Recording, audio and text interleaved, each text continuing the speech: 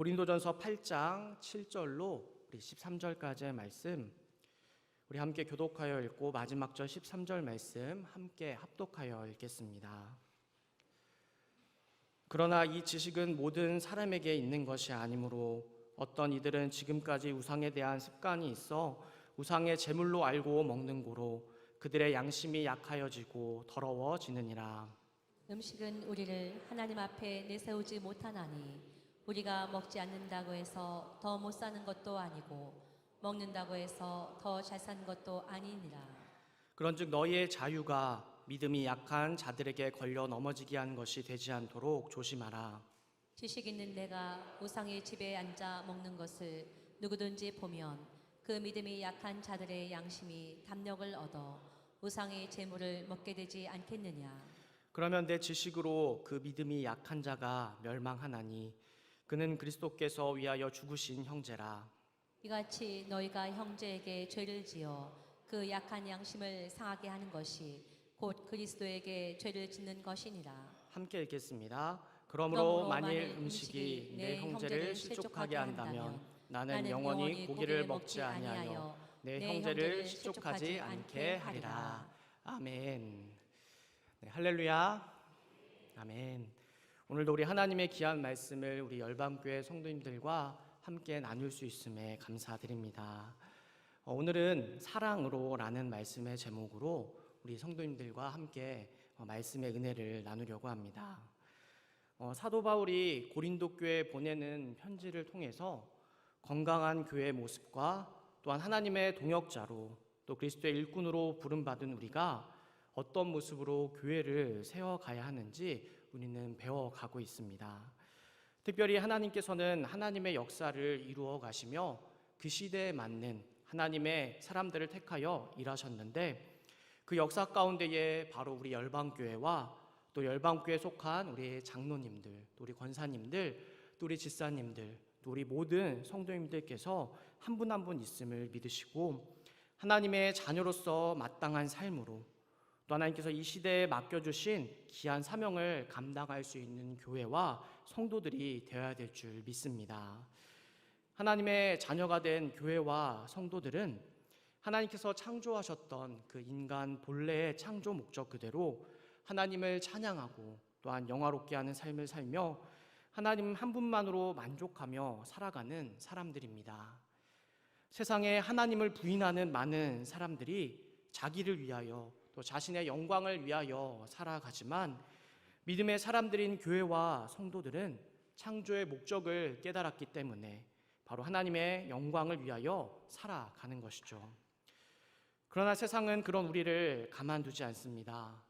어떻게 하면 하나님과 멀어지게 만들까? 또한 하나님과 그 하나님의 나라를 위해 생각하지 못하도록 우리의 삶 가운데의 작은 문제와 시험들을 계속하여 주어 우리의 믿음을 흔드는 것이죠.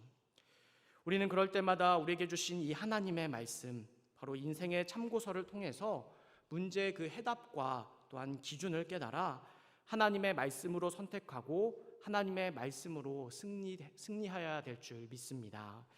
그것이 바로 예수님의 제자로 살아가는 그리스도인의 삶의 선택이며 하나님의 백성으로 우리 하나님께 영광 올려드리는 삶의 모습입니다.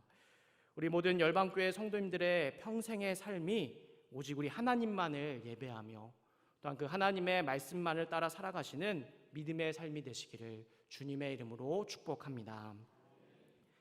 오늘 우리가 함께 읽은 이제 8장의 말씀은 또한 건강한 그리스도인으로서 살아가며 건강한 교회로 세워지기 위한 아주 근본적이고 본질적인 답을 우리에게 알려주고 있습니다. 성경에서 말하는 이 답으로 우리가 순종한다면 고린도 교회에 나타났던 많은 문제들과 또한 교회의 모든 문제들이 해결될 수 있을 것입니다. 그리고 성경은 그 답을 지식에서 찾는 것이 아니라 바로 사랑에서 찾으라고 권면하고 있습니다. 즉 교회 안의 모든 문제를 해결할 수 있는 이 답은 지식으로부터 출발하는 행동에 있는 것이 아니라 사랑으로부터 나오는 행동에 있다는 것입니다. 우리 함께 8장 1절 말씀을 읽도록 하겠습니다. 8장 1절 말씀입니다. 시작. 우상의 제물에 대하여는 우리가 다 지식이 있는 줄을 아나 지식은 교만하게 하며 사랑은 덕을 세우나니. 아멘. 고린도전서 8장에서는 고린도 교회에 나타났던 또 다른 문제를 다루고 있는데, 그 문제는 우상 숭배에 쓰였던 제물에 대하여 그리스도인들이 먹을 수 있는가 또 먹을 수 없는가 하는 문제에 대해서 이야기해 주고 있습니다. 그리고 이 문제는 교회 안에서 11절의 표현처럼 믿음이 약한 자가 멸망하게 되는 문제가 되었습니다. 이 문제는 오늘의 말씀의 표현처럼 그리스도께서 죽으신 형제라고 말하고 있는 것처럼 예수 그리스도로 하나 되게 하신 성도 간에 일어났던 그런 문제였죠. 11절에서 기록해주고 있는 것처럼 우상 숭배에 쓰였던 제물을 먹는 일로 믿음이 약한 자가 멸망하게 된다라고 하는 것으로 볼 때, 우상 숭배에 사용된 제물을 먹는 사람은 믿음이 강한 사람임을 생각해 볼 수 있습니다. 그리고 믿음이 강한 이 사람은 다른 말로 하면 말씀의 표현대로 지식이 있는 사람을 말하게 됩니다. 믿음이 강한 그들은 자신들이 가진 그 지식으로 우상에게 바쳐진 제물을 먹는 일을 아무것도 아니고 또한 자신의 신앙에 어떤 영향도 주지 않는다고 알고 있던 그런 사람들이었죠. 그 사람들은 4절에서 이렇게 고백하고 있습니다. 제가 4절 말씀을 읽어드리면, 그러므로 우상의 제물을 먹는 일에 대하여는 우리가 우상은 세상에 아무것도 아니며 또한 하나님은 한 분밖에 없는 줄 아노라 라고 말합니다. 이 표현처럼 지식을 가진 사람들의 입장에서 우상 숭배였던 그런 대상의 신은 거짓신이고 아무것도 아닌 존재로 또한 허상의 존재이기 때문에 그 우상에게 바쳐진 제물 또한 그들이 먹어도 아무 문제가 되지 않는다라고 생각하며 바로 먹는 행위들을 했던 것이죠. 그런데 사실 당시의 문화로 우상에게 바쳐진 음식을 피한다는 것은 사실 쉽지 않은 그런 일이었습니다. 왜냐하면 그들의 문화 가운데에 신전이나 우상과 관련 있는 장소에서 종종 식사를 하고 또 교제하는 문화가 그들 가운데에 있었기 때문입니다. 당시 고린도 지역에는 많은 신전들이 있었는데 그 안에서는 신을 섬기는 제사와 함께 또 제사에 쓰였던 제물을 나누어 먹는 일들이 빈번하게 일어났습니다. 즉 공적인 모임이나 개인의 모임에서 널리 통용되었던 그런 사회적인 관습이 신전이나 우상과 관련된 장소에서도 일어났던 것이죠. 오늘날로 생각해 보면 공동체의 어떤 모임이나 또 기념 행사, 결혼식을 비롯한 가족 행사 등 사람들이 모이는 그 행사와 연회를 바로 신전에서 했던 것입니다. 만일 그리스도인들이 신앙의 문제를 가지고 이런 자리들을 피하게 된다면 사회 공동체 안에서 그들이 함께 어울리기가 쉽지 않았을 것입니다.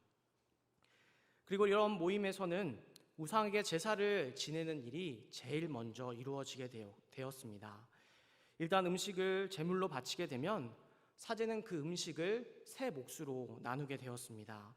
첫째 몫은 제단에서 번제로 태워지게 되었고 또 다른 몫은 사제의 몫으로 돌려지고 마지막 몫은 제물을 바친 그 사람에게 돌아가게 되었죠. 만약 사제가 자신의 몫을 따로 가져가지 않는다면 그 제물은 시장으로 보내지게 됩니다. 그리고 난 뒤에야 비로소 각 가정에서 그 음식을 먹을 수 있도록 구입할 수 있었다라고 합니다. 그런데 이것이 고린도 교회 성도들을 고민하게 한 두 번째 이유가 됩니다. 모든 음식은 일단 우상에게 제물로 바친 후에 시장으로 보내지게 됩니다.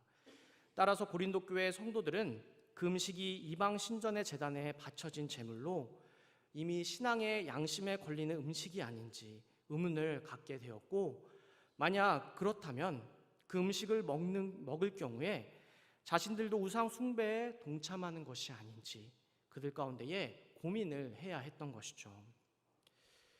여러분들은 어떻게 생각하시나요?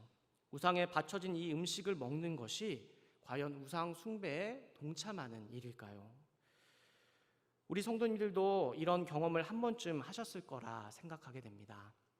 저도 과거 어릴 때에 어머니께서 제사상에 올려진 음식을 먹지 못하게 했던 그런 기억들이 있습니다. 제가 어릴 때에 할아버지 댁에 가게 되면 제사를 드리는 모습을 보게 되었는데 어머니께서는 그 제사상에 올라간 음식이 아무리 맛있고 먹음직스러운 그런 음식이 올라가 있을지라도 절대 저에게 주시지 않았습니다. 제사상에는 앞에 나와 있는 사진처럼 아주 크고 좋은 과일들을 올리기도 하고 또 맛있는 음식들을 많이 올려놓기 때문에 저는 그것을 보고 먹고 싶다고 아무리 조르고 또한 제가 달라고 말을 해도 우리 어머니께서는 주시지 않았던 것이죠. 그 이유는 제사상에 올라간 음식이었기 때문이었습니다. 우리 성도님들께서도 혹 이런 이유들로 음식을 먹지 않으시거나 또한 자녀들에게 주지 않았던 경험들이 있을 거라 생각이 됩니다. 그런데 이 문제에 대해서 성경에서 어떻게 말하고 있나요? 제가 1절 말씀을 다시 한번 읽어드리면 우상의 제물에 대하여는 우리가 다 지식이 있는 줄을 아나 지식은 교만하게 하며 사랑은 덕을 세운다라고 말씀하고 있습니다. 그렇다면 여기서 말씀하는 이 우상의 제물에 대하여 그들이 알고 있었던 그 지식은 어떤 내용일까요? 우리 8장 4절로 6절까지의 말씀을 우리 함께 읽도록 하겠습니다. 시작. 그러므로 우상의 제물을 먹는 일에 대하여는 우리가 우상은 세상에 아무것도 아니며 또한 하나님은 한 분밖에 없는 줄 아노라. 비록 하늘에나 땅에나 신이라 불리는 자가 있어 많은 신과 많은 주가 있으나 그러나 우리에게는 한 하나님 곧 아버지가 계시니 만물이 그에게서 났고 우리도 그를 위하여 있고 또한 한 주 예수 그리스도께서 계시니 만물이 그로 말미암고 우리도 그로 말미암아 있느니라. 아멘. 즉 그들이 갖고 있는 그 지식, 바로 하나님만이 이 땅을 창조하시고 유일하신 신이시기 때문에 우상 숭배에 쓰였던 제물일지라도 그들이 볼 때는 단순히 그냥 먹는 음식이고 고기일 뿐이지 거기에 어떤 의미도 없다라고 바로 말씀하고 있습니다. 비슷한 예로 많은 청년들이 군대에 가면 이제 이런 고민들을 하게 됩니다. 물론 믿음이 강한 우리 열방교회 청년들이 군대에 가면 이런 고민들을 하지 않지만 입대하게 되어 군인이 되는 그 과정 속에서 모든 군인들은 이제 훈련소를 거치게 되는데 훈련소에서는 먹는 음식이 아주 귀합니다. 평소 사회에 있을 때는 거들떠보지도 않았던 그런 과자들이나 음식들이지만 군대라는 제한적이고 고립된 환경에서 그것들이 아주 귀하게 느껴지는 것이죠. 그런데 훈련소에서 유일하게 과자와 초콜릿을 먹을 수 있는 곳이 있는데 그것은 바로 앞에 나와 있는 종교 시설입니다. 군대는 아직 띄워주시면 안 되고요. 군대에는 이제 기독교 그리고 천주교, 불교, 원불교 이렇게 4개의 종교 중에 택하여 종교 활동을 할 수 있는데 평소에 종교가 없던 사람도 이제 훈련소에서만큼은 종교를 다 갖게 됩니다. 특히 그 종교 시설에서 어떤 간식을 주는가에 따라서 바로 자신의 영혼까지 팔 만큼 갈급한 심령들이 되어서 이제 그 음식을 먹으러 가게 되는 것이죠. 이제 한번 눌러주시면은 교회에서 초코파이를 준다 하면은 이제 교회를 가게 되지만 또 한 번 더 눌러주세요. 불교에서 몽쉐를 준다고 하면은 그 다음 주에는 다우르루 불교로 가는 것을 보게 됩니다. 만약 천주교에서 햄버거를 주게 된다라고 하면은 영세를 받고 세례명을 받을 만큼 간절한 마음으로 그것들을 찾아가는 것을 보게 되죠. 어떻게 보면 음식 하나에 자신의 믿음을 파는 그런 모습처럼 보이지만 여기에 만약 고린도 교회 성도들과 같이 강한 믿음을 가진 사람들이라면 이와 같은 마음으로 나는 하나님만을 이 땅의 창조자로 또 유일한 신으로 믿고 생각하기 때문에 다른 곳에 가서 내가 하는 종교 활동은 단순히 그냥 그 음식을 먹기 위한 행동이지 우상 숭배도 아니고 어떤 의미도 없는 행동이라고 생각하며 그들이 행할 수도 있습니다. 물론 개인의 믿음으로 생각한다면 우리의 구원의 문제는 하나님과 죄인과의 관계이지 어떤 다른 누가 개입할 수 없기 때문에 하나님과 죄인과의 관계 속에서 다른 사람이 정죄하거나 비판할 수 없을 것입니다. 그런데 문제는 하나님과 개인과의 관계가 아닌 개인과 개인 간의 관계, 즉 공동체 안에서 그 사람의 모습을 통해 나타나는 공동체의 영향력을 생각하게 된다면 문제가 될 수밖에 없다는 것이죠.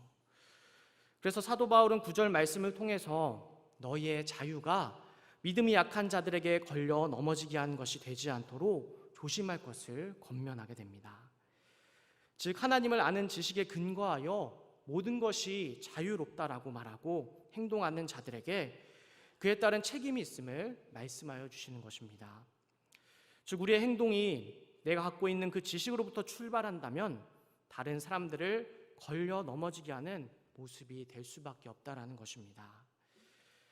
우리의 믿음은 하나님과 나 사이로 끝나는 것이 아니라 그런 개인적인 관계인 것 같지만 함께 공동체를 이루는 교회 안에서 바로 예수 그리스도를 머리로 한 몸 이루고 있는 유기적인 공동체이기 때문에 다른 성도들과도 연결되어 있는 관계입니다. 그래서 하나님과 개인 사이의 관계가 다른 성도에게 영향을 줄 수밖에 없는 것이죠. 하나님께서 이스라엘 백성들에게 주신 십계명을 통해서도 우리가 잘 알 수 있듯이 우리는 하나님과의 수직적인 관계를 통해서 이웃들과 수평적인 관계를 회복할 수 있어야 합니다. 믿음의 사람은 수직적인 관계가 회복되었다면 당연히 수평적인 관계도 회복되어지는 것입니다. 그렇기 때문에 나의 믿음이 강하다고 해서 또한 내가 가진 그 말씀의 지식과 하나님에 대한 지식으로 자유롭다고 해서 우리의 삶을 마음대로 살아가는 것이 아니라 주변의 수평적인 관계를 가진 우리 이웃들과의 관계를 살펴야 하는 것입니다. 우리가 하나님의 자녀로 또 하나님의 말씀을 깨닫게 되었다면 모든 것에 자유로울 수밖에 없습니다. 왜냐하면 복음의 능력은 죄에 얽매여 있던 우리를 자유케 하기 때문입니다. 그런데 만약 복음의 능력으로 주어진 나의 자유가 옆에 함께 살아가고 있는 이웃이나 또한 교회 안의 성도들에게 영향을 주어 하나님의 영광을 가리거나 또 믿음을 실족하게 한다면 믿음이 강한 자로서 또한 복음의 지식을 깨달은 자로서 우리는 하나님의 말씀을 온전히 순종하지 못한 삶을 살아갈 뿐입니다. 믿음의 사람은 자신의 믿음을 통하여 다른 사람의 믿음을 세워줄 수 있는 사람으로 믿음의 연약한 자를 돌보며 함께 교회를 세워나갈 수 있어야 합니다. 그런데 이것은 지식으로 되는 것이 아니라 바로 하나님의 사랑으로만 세워진다라고 말합니다. 우리가 아무리 많은 성경의 지식을 알고 있고 또 신앙의 경험과 간증이 있다고 해도 그 안에 사랑이 없다면 우리는 누군가를 실족하게 하는 도구로 쓰임 받을 뿐입니다. 우리가 하나님의 자녀로 또 열방교회를 세워가는 귀한 일꾼으로 쓰임 받아야 하는데 그것에는 하나님의 사랑에 다른 것은 없습니다. 우리의 관계 회복 또 모든 문제의 답은 하나님의 사랑임을 기억하시고 하나님의 사랑으로만 회복되는 우리 열방교회 모든 성도님들 되시기를 주님의 이름으로 축복합니다. 그렇다면 우리 행동의 출발점인 이 사랑은 어디에 근거하고 있을까요? 요한일서 4장 7절에서 8절에서 이렇게 기록해 주고 있습니다. 우리 함께 이 말씀을 읽도록 하겠습니다. 시작. 사랑하는 자들아, 우리가 서로 사랑하자. 사랑은 하나님께 속한 것이니 사랑하는 자마다 하나님으로부터 나서 하나님을 알고 사랑하지 아니하는 자는 하나님을 알지 못하나니 이는 하나님은 사랑이심이라. 아멘. 말씀에서 사랑은 우리 하나님으로부터 나온다라고 기록해 주고 있습니다. 바로 그리스도인의 사랑은 세상 사람들이 말하는 그런 사랑이 아니라 하나님으로부터 나오는 사랑을 통하여 사랑할 수 있어야 합니다. 계속해서 9절로 11절 말씀에서 이렇게 기록해 주고 있는데 제가 읽어드리면 하나님의 사랑이 우리에게 이렇게 나타난 바 되었으니 하나님이 자기의 독생자를 세상에 보내심은 그로 말미암아 우리를 살리려 하심이라. 사랑은 여기 있으니 우리가 하나님을 사랑한 것이 아니오 하나님이 우리를 사랑하사 우리 죄를 속하기 위하여 화목제물로 그 아들을 보내셨습니다. 사랑하는 자들아, 하나님이 이같이 우리를 사랑하셨은즉 우리도 서로 사랑하는 것이 마땅하도다. 아멘. 우리는 약 2000년 전에 이 땅에 오신 예수님을 통하여 하나님의 사랑을 깨닫게 되었습니다. 예수님께서 이 땅에 오신 이유는 바로 하나님을 알지 못한 채 죄인으로 죽을 수밖에 없는 하나님의 백성들을 구원하시고 살리기 위하여 오셨습니다. 그런데 그 예수님은 하나님의 독생자로 또 하나밖에 없는 아들로 이 땅에 오셨지만 온갖 모욕과 또 고난을 당하셔야 했고 수치를 당하셔야만 했습니다. 전지전능한 하나님께서 왜 굳이 이런 방법을 사용하셨을까요? 그냥 말씀으로 이 세상 모든 만물을 창조하신 것처럼 말씀으로 구원하시거나 또한 천사들을 보내고 또 다른 방법으로 죄인들을 구원할 수 있는 충분한 능력을 가지셨지만 하나님께서는 자신의 하나밖에 없는 아들 바로 예수님을 이 땅에 보내어 온갖 고통과 순환을 당하게 하셨을까요? 그 이유는 로마서 5장 8절에 기록되어 있는 말씀처럼 바로 우리가 아직 죄인 되었을 때에 그리스도께서 우리를 위하여 죽으심으로 하나님께서 우리에 대한 자기의 사랑을 확증하시기 위함이었습니다. 하나님께서는 인간을 향한 하나님의 사랑이 얼마나 크고 깊고 넓은지 깨닫게 하시기 위하여 바로 하나밖에 없는 아들 예수님을 내어주고 온갖 순환과 고통을 당하게 하셨습니다. 하나님의 관점에서 내 아들을 고난의 자리로 또 핍박의 자리로 수모를 당하는 그런 자리에 이렇게 내어주는 것은 바로 너희를 향한 나의 사랑이 어떤 무엇과도 바꿀 수 없는 이 아들을 내어주면서까지 사랑한다는 그 하나님의 진심, 그 사랑을 보여주시기 위함이었습니다. 저도 부모가 되고 나니 자녀의 아픔과 또 그 고통이 저의 아픔보다도 몇 배로 더 크게 다가오는 것을 느낍니다. 우리 성도님들께서도 저와 같은 마음이실 거라 생각이 됩니다. 내가 못 먹고 고생해도 내 자녀만큼은 잘 먹고 고생시키지 않으려고 하는 것이 바로 부모된 마음이겠죠. 그런데 하나님께서는 반대로 자신의 하나밖에 없는 독생자 바로 예수 그리스도를 고통의 자리로 또 죽음의 자리로 보내셨으니 얼마나 우리를 사랑하신 것이 크실까요? 그것도 우리가 하나님의 뜻대로 또 하나님의 말씀을 순종하며 하나님의 기쁨이 되는 삶을 살아갈 때가 아닌 죄인 되었을 때에 하나님을 배반하고 모른다고 말하며 나의 영광과 나의 정욕을 위하여 살아가고 있던 그때에 바로 우리를 위한 사랑을 확증하셨으니 그야말로 그 사랑은 이 세상 어디에서도 볼 수 없는 또한 말할 수 없는 사랑임에 분명합니다. 즉 그리스도인은 놀랍고 위대하신 하나님의 사랑을 받은 자로 그 하나님의 사랑을 깨닫고 살아가야만 합니다. 그래서 그리스도인의 사랑은 우리가 죄인 되었을 때에 죽으신 그 예수님 하나님의 사랑으로부터 출발해야 합니다. 원수까지도 사랑하라고 말씀하신 것처럼 우리의 사랑은 원수까지도 사랑하셨던 그 하나님의 사랑으로부터 출발해야 합니다. 그럴 때 우리의 사랑의 모습을 통하여 하나님의 나라가 세워지고 또 교회가 세워질 줄 믿습니다. 우리 모든 열방교회 성도님들께서 하나님의 사랑을 깨달아 알게 된 그 사랑으로 살아가시며 하나님의 사랑을 증거하시는 구원받은 자의 삶을 살아가시기를 주님의 이름으로 축복합니다.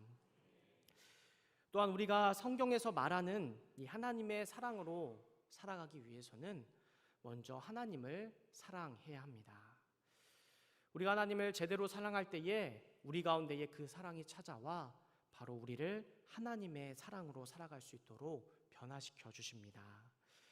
마태복음 19장에 어떤 한 사람이 찾아와 예수님께 영생을 얻는 방법에 대하여 질문합니다. 예수님께서는 그에게 계명을 지킬 것을 말씀하시자 그는 모든 계명을 내가 다 알고 지켰다라고 말하죠. 또한 예수님께서는 거기에 더하여 네가 가진 소유의 재물을 팔아서 가난한 사람을 도와주라고 말씀하십니다. 그러나 그 사람은 재물이 많이 가진 사람이라 근심하고 집으로 돌아갔다라고 성경은 기록합니다. 이 사람은 안타깝게도 계명을 지키는 일에 대해서 잘 알고 또한 계명을 잘 지켰지만 그 마음의 본질에는 하나님과 말씀을 사랑하는 그 마음보다 자신의 유와 물질을 더 사랑했던 마음이 있었던 것입니다. 우리의 모습도 어쩌면 이 사람과 같을 때가 많습니다. 하나님의 말씀을 잘 알고 또 잘 지킨다고 말하지만 하나님을 사랑하는 그 마음으로 하는 것이 아니라 말씀을 잘 지킨다는 나의 의를 드러내기 위하여 또 나 자신을 사랑하는 마음으로 나 자신을 높이기 위한 마음으로 출발하는 것입니다. 예수님 당시에도 제사장들과 또 바리새인들, 서기관들은 하나님의 말씀을 누구보다도 잘 알고 또 잘 지켰다고 자부하였지만 예수님께서는 그들을 향하여 그 속에 회칠한 무덤이 있고 외식하는 자가 되었다며 꾸짖으시며 회개할 것을 말씀하셨습니다. 우리가 하나님을 사랑하지 않는다면 우리의 삶은 자연스럽게 다른 것을 사랑하며 살아가게 됩니다.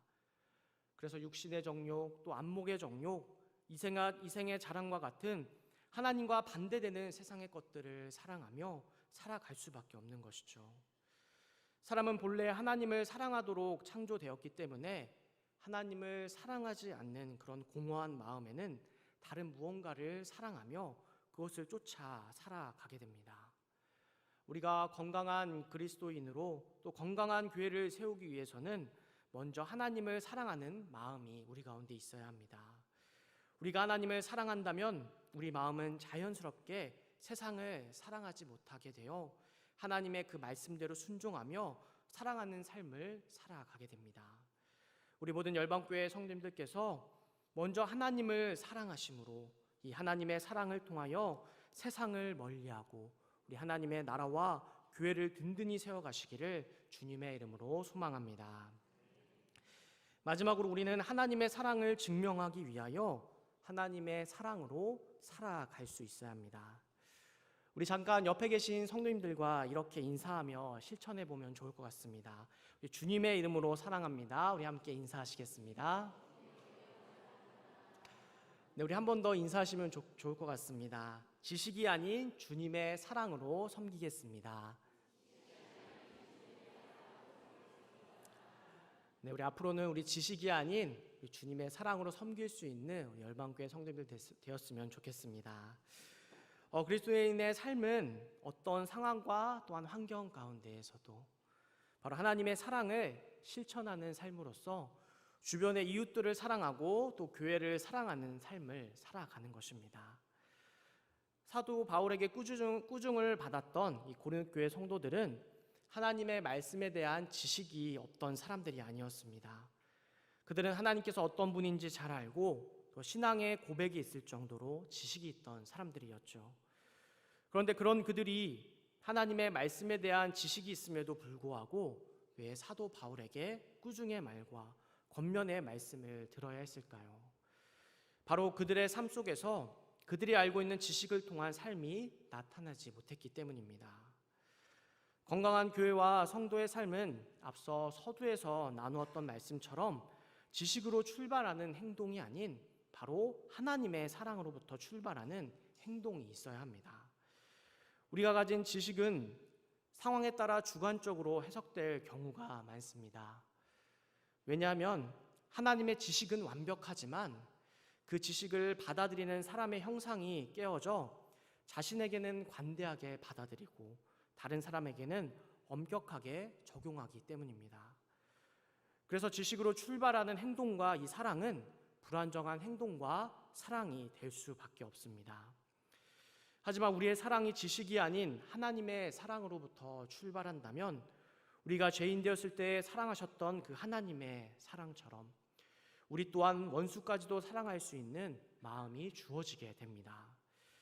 하나님께서 우리에게 말씀하신 것처럼 또한 기록하시고 본으로 보여주신 것처럼 우리의 삶 속에 잃어버린 영혼을 향한 그 사랑의 마음과 긍휼의 마음을 더해 주시고 자신의 것을 거저주고 희생할 수 있는 마음으로 우리를 변화시켜 주실 것입니다. 그리고 그 마음은 실제적으로 우리의 삶을 변화시켜 행동하게 만듭니다. 바로 하나님의 사랑은 생명과 능력이 있어서 지식에 그대로 머물러 있는 것이 아니라 행동으로 옮겨 행하게 하는 놀라운 힘이 있는 것입니다.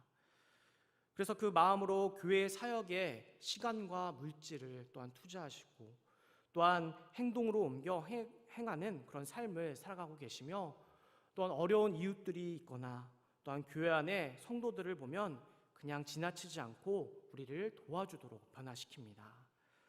바로 우리 안에 계신 성령 하나님께서 하나님의 사랑으로 행하도록 바로 우리를 인도하여 주시는 것입니다.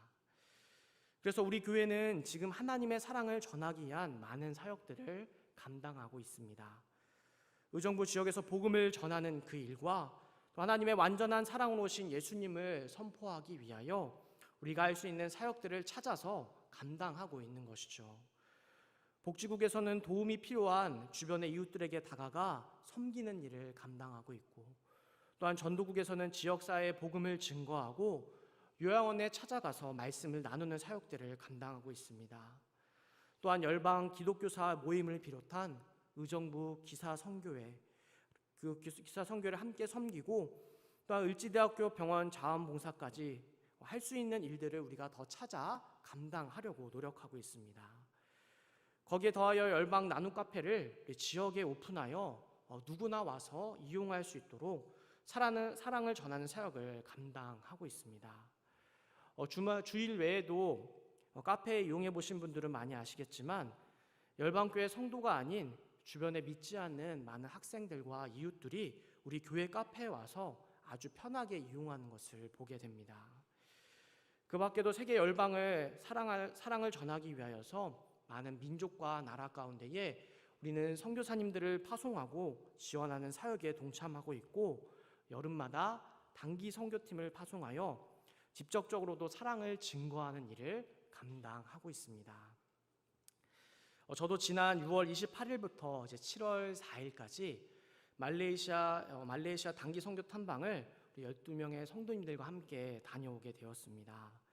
네, 이제 사진을 띄워주시면, 우리 성도님들께서 함께 마음을 다하여 기도해 주셨기 때문에 6박 7일의 기간 동안 아주 많은 일들이 있었지만 그 가운데서도 큰 사고 없이 안전하고 건강하게 잘 다녀올 수 있었습니다. 아마도 나중에 단기 선교 보고를 하는 시간을 갖겠지만, 이 시간 잠깐 나누게 되면, 저희 팀은 박계영 우리 신효연 선교사님이 섬기시는 난민학교 2곳과 고아원 2곳을 방문하여 아이들과 함께 찬양하고 기도하는 시간을 가졌고, 또 2가지 만들기와 그림 그리기 활동을 하며 준비한 선물들도 전해주고 왔습니다. 특별히 우리 열방교회 성도들께서 얼마나 많이 저희 팀을 섬겨주셨는지, 떠나기 전에 광고하였던 모든 물품들이 다 채워져서 감사하게 전달할 수 있었습니다. 또 이 모습이 바로 우리 하나님의 사랑을 깨달은 자로서 그 사랑을 전하는 그 일에 쓰임받아 하나님의 사랑을 증거하고 증명하는 귀한 모습임에 분명합니다. 사진에 나와 있듯이 얼마나 아이들이 좋아하고 기뻐하였던지, 우리가 우리가 하는 활동들을 같이 열심히 따라해주고, 또 한국에서 왔다는 것만으로 우리를 좋아해 주던지 저는 단기 선교를 통해서 느끼게 되었습니다. 단지 하나님의 계획 가운데에 우리가 먼저 복음을 받아들일 수 있는 환경을 허락하여 주셨고, 하나님의 은혜로 교회가 부흥하고 하나님의 사랑을 전할 수 있는 그런 경제적인 능력과 환경이 되면서 세계 곳곳에 교회를 세우는데 우리를 사용하여 주신 것뿐인데, 그로 인한 영광을 바로 한국교회와 또 한국교회 성도들이 함께 누리게 하신 것입니다. 저는 처음 말레이시아 단기 선교팀을 모집하고 준비 모임을 가지면서 하나님께 저에게 이런 말씀과 마음을 주시게 되었는데, 그것은 요한복음 3장 16절에 나와 있는 말씀이었습니다. 우리 성도님들께서 잘 알고 있는 하나님의 세상을 이처럼 사랑하사 독생자를 주셨으니 이는 그를 믿는 자마다 멸망하지 않고 영생을 얻게 하려 하심이라는 말씀을 저에게 주시게 되었고, 저는 이 말씀을 생각하며 하나님께서 독생자를 내어주실 만큼 세상을 사랑하신 것처럼 나도 그 사랑을 전할 수 있는 그런 선교팀이 되기를 원하며 기도하고 준비하였던 것 같습니다. 그런데 저는 선교를 다녀오기까지 또 말씀을 준비하는 그 가운데에 이 말씀을 저에게 왜 주셨는지 제대로 깨닫지 못했었습니다. 왜냐하면 이 말씀을 단순하게 생각하여서 당연히 단기 선교를 가는 것은 하나님의 사랑을 전하는 것이기 때문에 그곳에 가서 하나님의 사랑으로 그 땅의 영혼들을 사랑하고 또 전하라는 것으로 이해하였던 것이죠. 그런데 이 말씀을 주신 이유를 선교지를 가는 날짜가 가까워질수록 또한 선교의 현장에 있으면서 더 절실하게 느끼게 되었고 돌아와 말씀을 준비하면서 온전히 깨닫게 되었습니다. 저는 개인적으로 단기 선교를 여러 번 다녔기 때문에 단기 선교를 가는 것에 대한 어려움과 부담감은 없었습니다. 물론 인솔자로서 처음 가기 때문에 인솔자로 과연 내가 팀을 잘 이끌고 갈 수 있을까 그런 염려와 고민이 있었고 그것을 저희 팀원들과 함께 첫 시간에 나눴던 적이 있습니다. 저에겐 한 가지 안 좋은 성향의 그런 성격과 모습이 있는데 그 모습은 바로 계획을 철저하게 세우고 그 계획대로 진행되어야 안정감을 얻는 그런 예민함이 저에게 있었던 것이죠.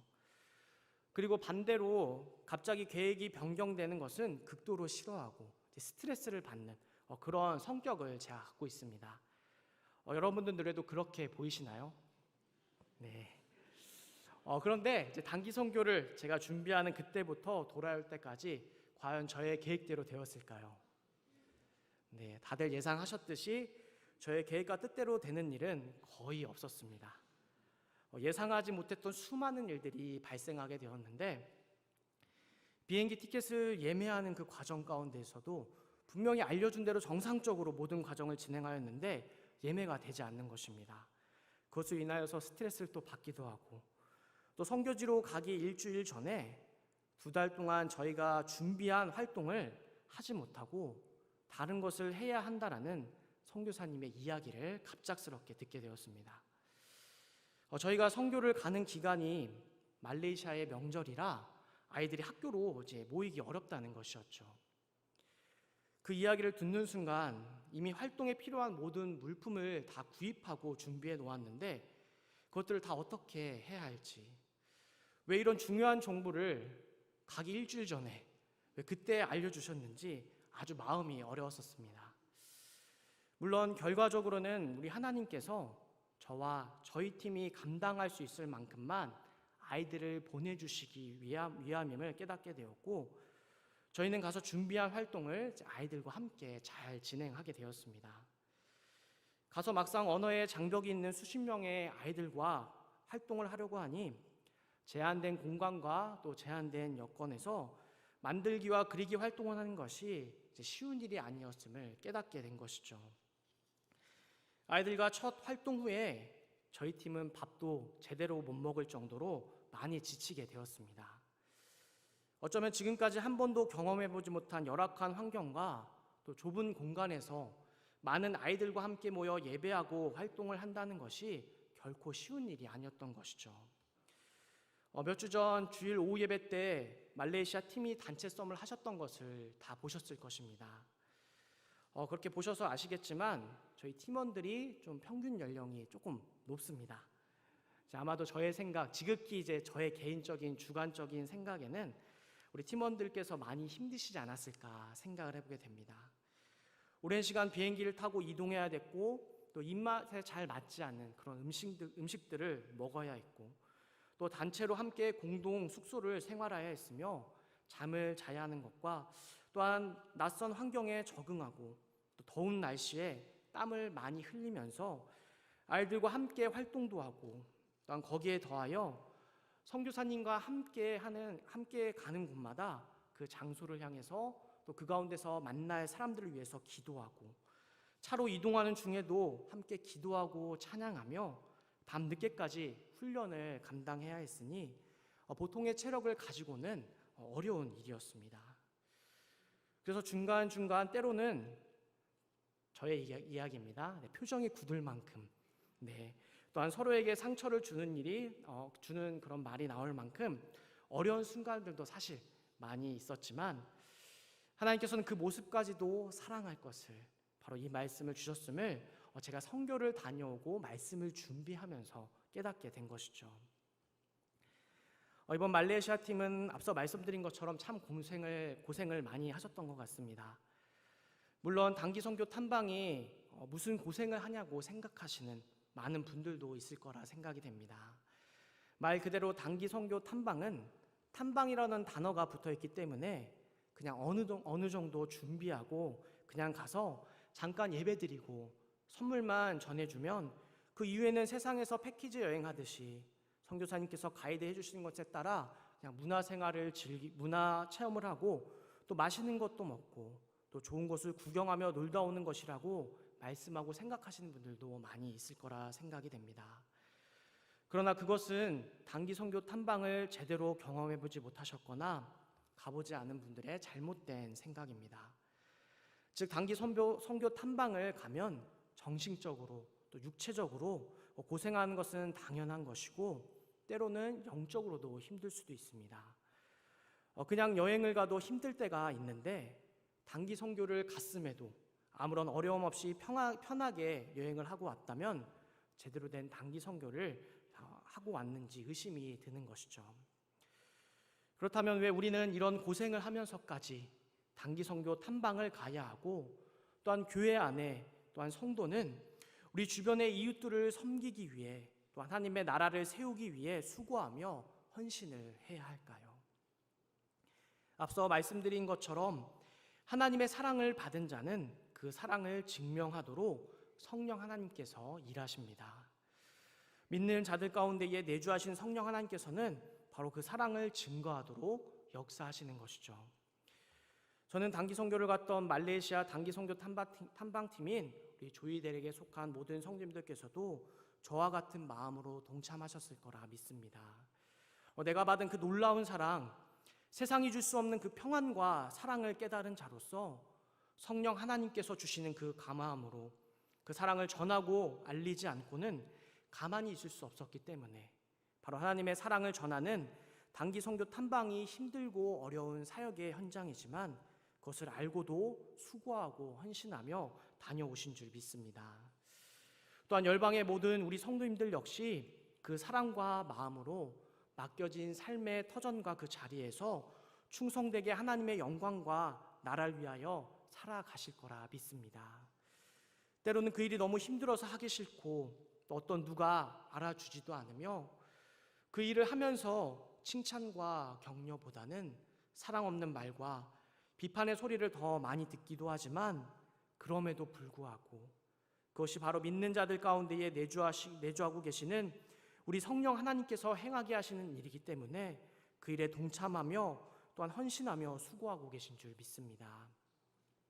앞으로도 우리 모든 열방교회 성도님들 성령 하나님께서 주시는 말씀과 그 깨달음으로 말미암아 하나님의 사랑으로 행하는 모습을 통하여 오직 우리 하나님의 사랑만을 확증하시고 증거하시는 그 일 가운데 쓰임 받으시기를 주님의 이름으로 축복합니다.